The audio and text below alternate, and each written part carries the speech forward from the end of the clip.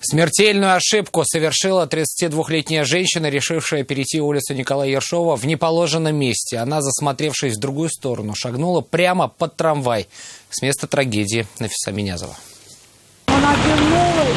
И куда пошла? Я понял. Вот она стояла здесь, и куда она пошла? В мою сторону. Вагоновожатый рассказывает руководству, как все произошло. Красноречивее ее слов оказались записи видеорегистратора, установленного в трамвае.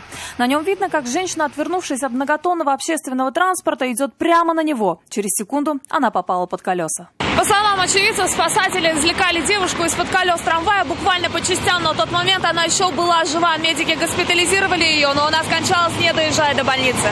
Женщина, управлявшая трамваем, признается, что пыталась избежать наезда. Но для остановки было слишком мало времени и дистанции. Предотвратить трагедию она была уже не в силах. Трамвай двигался со стороны Советской площади в сторону улицы Гвардейской и совершил наезд на пешехода. Предварительно вина пешехода, который переходил дорогу справа налево по ходу движения, но окончательная вина по ДТП будет после окончания следствия.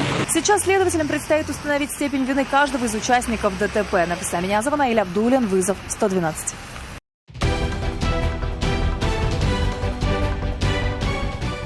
Происшествия и аварии, трагедии, героизм спасателей и сила закона в программе «Вызов 112» на сайте tnv.ru и на YouTube-канале ТНВ.